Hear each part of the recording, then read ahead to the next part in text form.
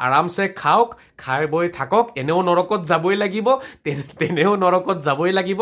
গতিকে ৰোজা ৰাখি নৰকত যোৱাতকে ৰোজা নাৰাখি নৰকত যাওক। কোনে কৈছে ৰোজা ৰাখিবলৈ কাৰণে? হা?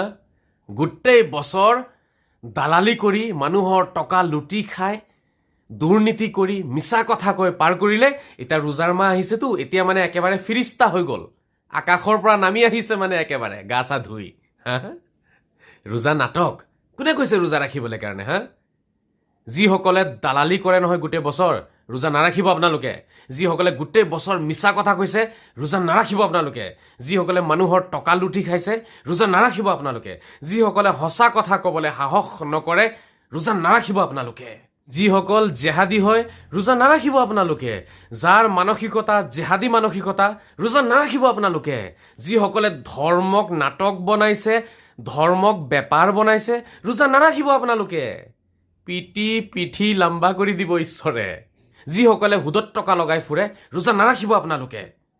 যিসকলে মানে সত্য ৰাস্তাত গোটেই বছৰ নাই, জোৰ তোৰ পৰা লুটি পুটি মিছা কথা কৈ ঠগি মগি গোটেই বছৰ পাৰ কৰিছে, ঠিক আছে?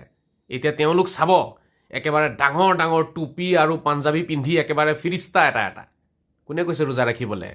মান লাম ইয়াদা কওলা জুৰ ওয়াল আমালা বিহি ফালাইসা লিল্লাহি হাজাতুন আন ইয়াদা তাআমাহু ওয়া শারাবাহু।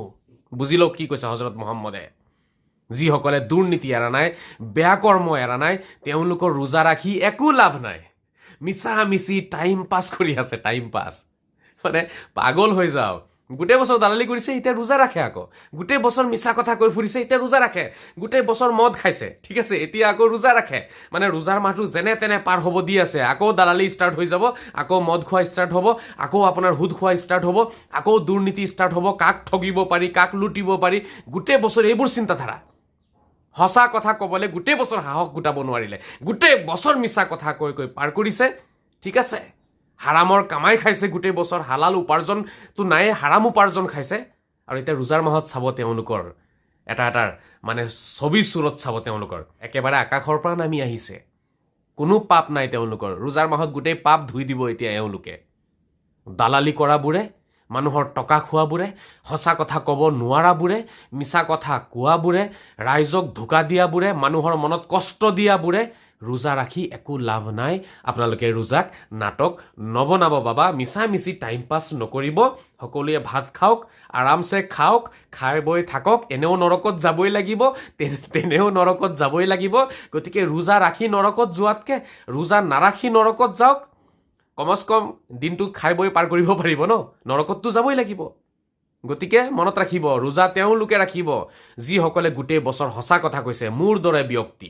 যিসকলে সঁচা কথা সদায় কয়, সঁচা কথা ক'বলৈ গ'লে কাকো কেয়াৰ নকৰে, বুজি পাইছেনে? কাৰো টকা মাৰি খোৱা নাই, ৰেকৰ্ড নাই, কাকো ধোকা দিয়া নাই, কাৰো মনত আঘাত দিয়া নাই, তেনেকুৱা ব্যক্তিয়েহে ৰোজা ৰাখিব। তেওঁলোককহে ঈশ্বৰে ৰোজা ৰাখিব কৈছে, আল্লাহে ৰোজা ৰাখিব কৈছে, আৰু বাকীবোৰক কোৱা নাই। বাকীসকলে আৰামছে খাওক, এনজয় কৰক, টাইম পাছ কৰক। নৰকত এনেও যাব লাগিব, তেনেও যাব লাগিব। গতিকে ৰোজা ৰাখি নৰকত যাব নালাগে। এইবোৰ ৰোজা আল্লাহে মুখত ভৰাই দি দলিয়াই দিব। আপোনাৰ ৰোজাক টোপোলা বনাই মুখৰ ভিতৰত ভৰাই দি দুয়োটাকে, ৰোজাক আৰু আপোনাক একেলগে নৰকত দলিয়াই দিব। গতিকে ৰোজাক নাটক নবনাব। ধন্যবাদ।